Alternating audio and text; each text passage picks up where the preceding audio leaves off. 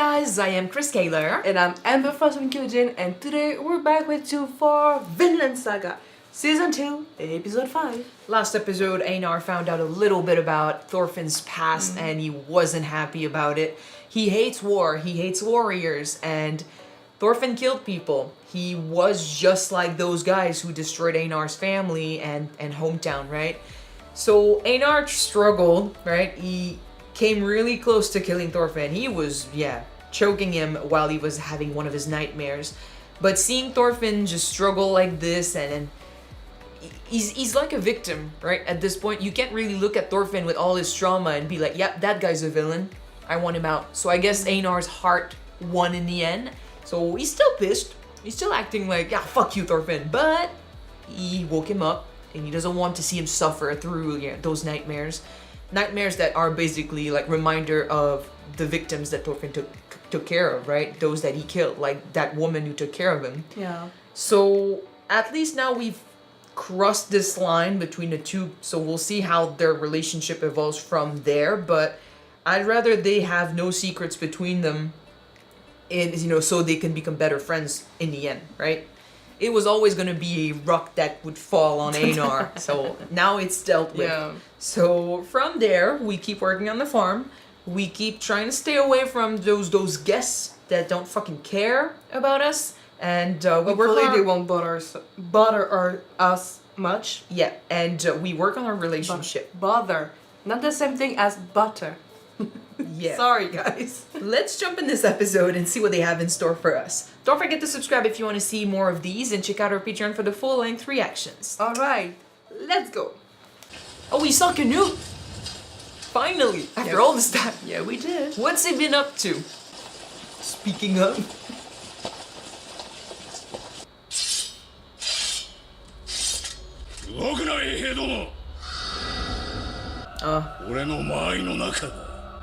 Back when then. everything changed, and you had to become a man, right? Although I would say you became a man when Ragnar died. You became a king here. It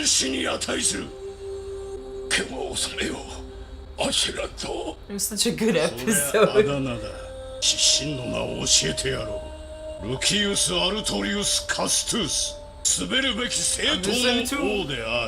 As weird as that sounds, if you look at episode like 1, 2, 3.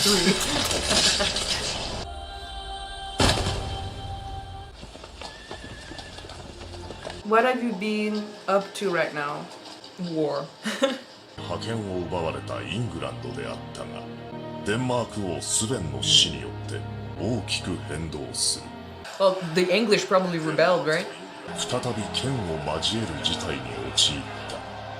福井を果たしたエセルレッド2世、再び不確定状態となる。疲弊していた。Despite Canute's dream, there's no changing the world like that. Especially not quickly. 大事ない。陛下、おじ部屋、お飲み物に毒など。おのれ、こそくなってよ。Was that you responsible for this? Like, is that what you do now? Hey, man. あれようですな、これは。クヌート陛下。形容されたマーシアがここには時を要するでしょうな。人事のように言うな。荒らしたのは我々だ。Kept saying like don't die without a meaning, and now like it's just meaningless death everywhere, right? 制圧した我が軍の先遣隊です。何をしているのかと聞いているのだ。略奪でしょう。だから売れそうな娘を探してるんですよ。禁じたはずだ。首をはねて道にさらせ。戦利品の収集は戦の慣例です。 Not anymore. 分立を守れぬ者は我が兵ではない。道にさらせ。He got cold. I guess he believes in his goals so much. He knows there's gonna be sacrifices, and he's like, now we need to suffer for an eventual future where we're happy. 不老機、段取りは上々です。いつでも待たせてございます。ご自身がお会いにならなくとも。宣教視察のついでだ。マーシア伯エアドリクは小心者です。血はありません。利用価値の有無は別だ。いずれにせよ、会って判断する。他にも理由があるのだ。Hey, Man, I've missed you, man. have you been keeping him away あ from れを war? なだめねばならん Almost a piece down. One man army. Calm down. Whoa. The horse like whoa. 黙ってケツ殴らせろ。落ち着けトルケル戦を途中で止められんのがカエル Obviously. 綺麗なんだよ。 I mean, I would be pissed if someone just stopped my fun out of the blue like that. 休戦の申し出があったのだご苦労だったなトルケルやかま He しい。 doesn't care. 大将首取るまで終わらねえんだ。ぶった切れるとこだったのによ。 But he gave up. You need to show mercy. 一地方領主に過ぎぬ戦局を大きく見よでもいいわい。そんなことは将来を遅れりゃいいんだよ。エセルレッドの小江戸門では不穏な動きを見せております。手にお力をお貸しくださいませ。トルケル殿の圧倒的 So we're kind in the same timeline as Valhalla, Bucky's Valhalla. クヌート、俺はあん時こう言った。この目で見届けてやるってな。何者でもねえ、イングランド王でさえねえ、ただの若造だ。戦を避けられねえ。鉄で切り開くしかねえんだ。アシェラッドがそうしたようにな。 I thought he was doing that, but I guess he's not doing it enough. 血まみれなんだぜ。いつまでやっとんじゃい。Eds. 二度目はねえぞ。覚えとけ。見過ごしになってはなりませんぞ。一理ある貴重な忠告だ裏表のない男だあやつのように生きられるなら痛快であろうな行くぞ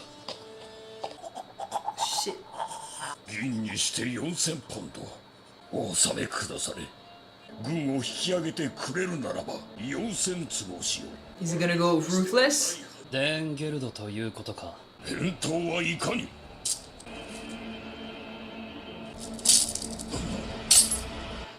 安いな Ruthless it is. He's got a dream. He's got a goal. If he wants it to happen, he needs to go for it. あげろ。 What has he done? The imagery of this, though. It's not about gold. No shit. Badass. 望んで支払うのだなエアドリクよ足りんということはないはずだ。 Apparently not Doesn't enough. want to withdraw. イングランドのブレトワルダであるクヌートに出て行けと申しておる Like, it already belongs to me. つけた値段がこのはした金かそなたの王である反乱を鎮めるためこの地へ来たのだ無心のためではない I'm not invading. I already Own own this you. place, yeah. 由緒正しきウェセックス王家エセルレッド様だ。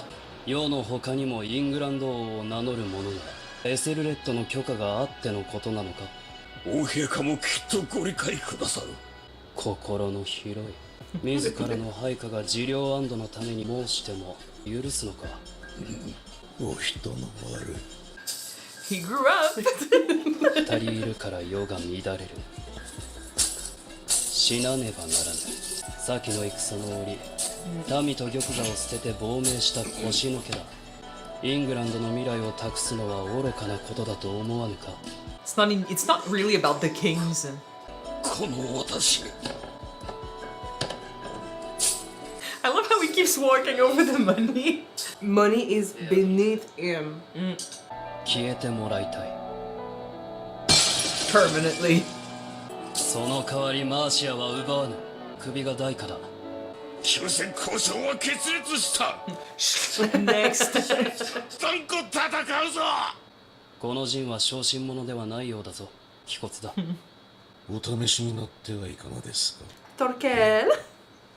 でよエアドリク殿そなたに見せたいものがある Canute sure grows a lot since last season, right? Well, he's been surrounded by warriors, people with experience, and he's been king for a little while.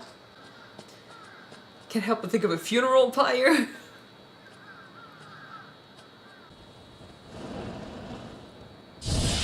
のろし、何の合図だこれは。なんだ。これは何をしている。 Les feux d'alarme. Les feux d'alarme, laissez-les sont allumés. Le compteur rappelle à l'aide. And England will answer. あれを They're everywhere. あっちにも You are surrounded. You can try to hide, but you won't escape. 世と戦うとはこういうことだ。想像するがいい。マーシアは灰に帰した。Can I give a glimpse into what's waiting?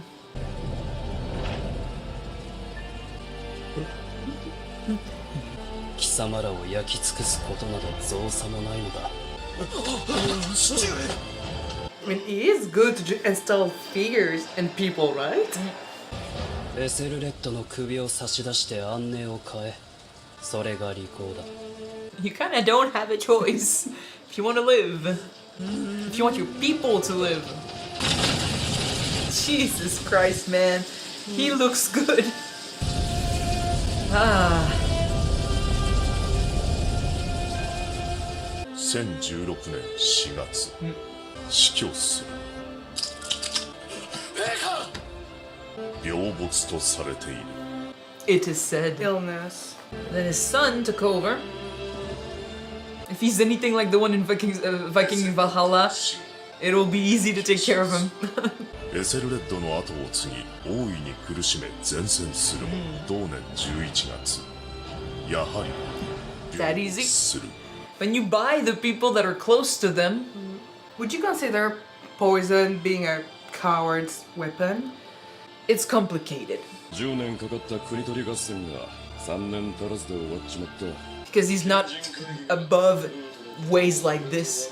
来年すぐに即位式だとクヌートの話はやめろ It's not his 気が way, まずくなる It's not really a warrior's way, honorable or warrior's way. but it's not about how he does it for Canute.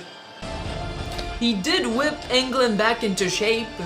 He kind of proved that he deserved his crown. すべエセルレッド Took care of all of them え with ways that are less than honorable, but it worked. 変死によって正式にイングランド王となる From a boy, he became a man. Yeah. I was expecting his brother to mess things up for him.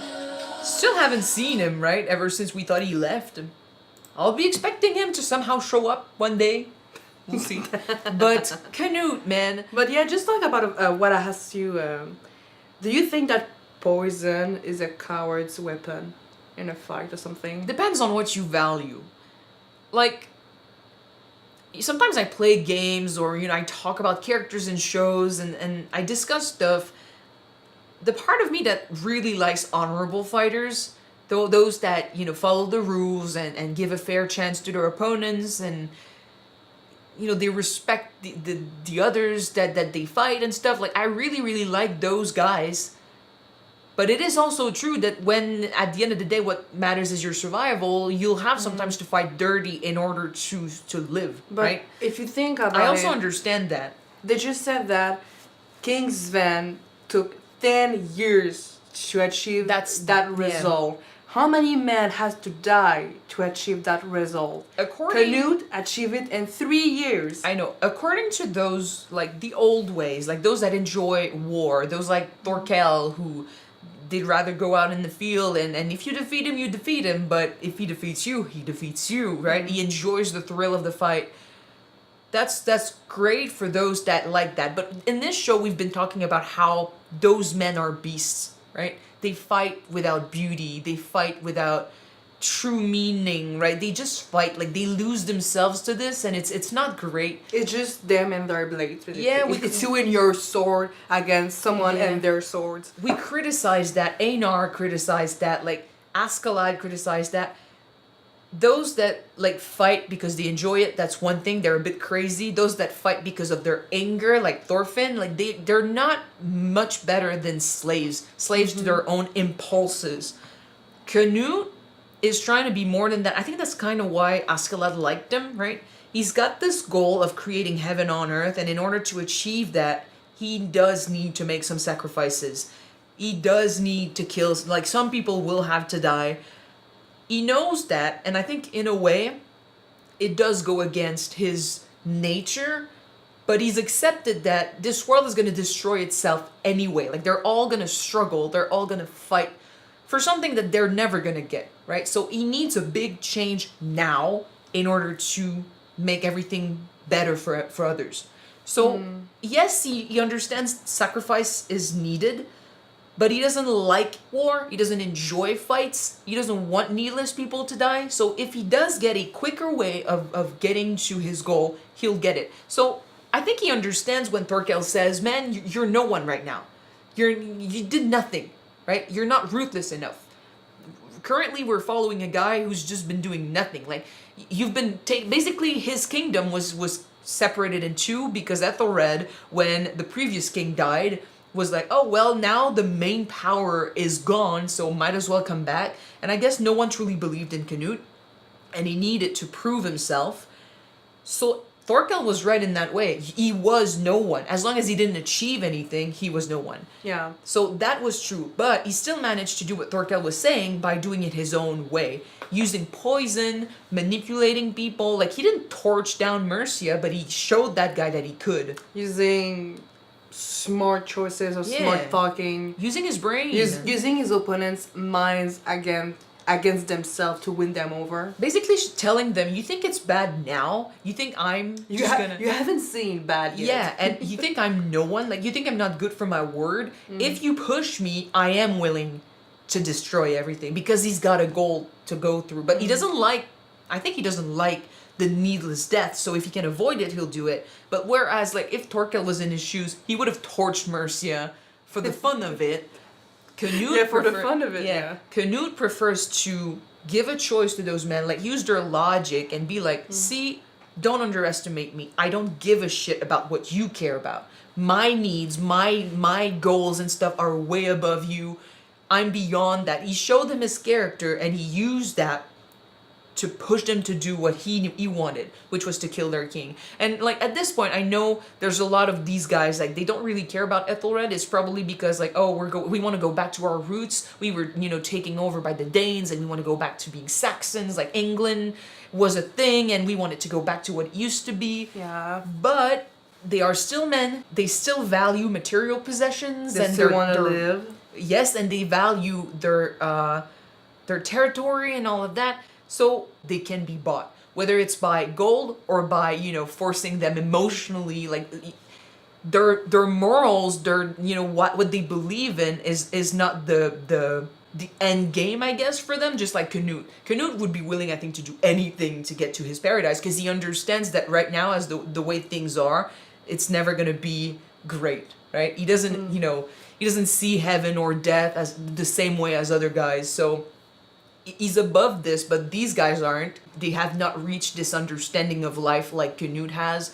So they can be bought, they can be manipulated, and they can be pushed. He manipulated them, and he used, and back in those days, we saw it in Game of Thrones, like, poison is seen as a woman's weapon, right? When you can't fight, this is how you do this. But you're right. Doing this saved a lot of lives. And the goal is not to kill everyone. But the goal is to bring them to a new paradise that he creates on Earth. I mean, I don't think it's a woman's weapon per se. No, but that's how they say it, because that's how they say it, because you can't fight. Well, you're not a man if you cannot fight your opponents heads on with your sword, face to face. A warrior, according to these guys, is a show of strength. I will say though, facing face to face your opponent is a kind of an honest fight, because it's your skills against their skills most of the time. I respect but this. would you say that maybe using less honorable way of killing people, like poison, might affect more your psyche? Like, you're gonna have maybe regrets that I had to step low to achieve my goal at the end. I'd rather the guy like Ethelred die from poison or whatever, and he's the only casualty, than see 1,000 cut heads standing on pikes, because war is apparently more according to legends, according to stories, like, just like Thorfinn used to believe that being a warrior was a great thing, right? These guys believe that war is the way to go, and it's this great honorable thing. And to be fair, I also do believe that fighting a guy head on, one-on-one, your strength against his strength, is like the honorable way to go, but not everyone is going to follow that. And when you're at the head of an army, things change, right? People's lives depend on your choice. When it comes to this, I'd say there was one casualty, the king, and you bought a lot of men their lives doing this. Do you know what it makes me thinking of? Do you recall the movie The Patriot with Mel Gibson? Yeah.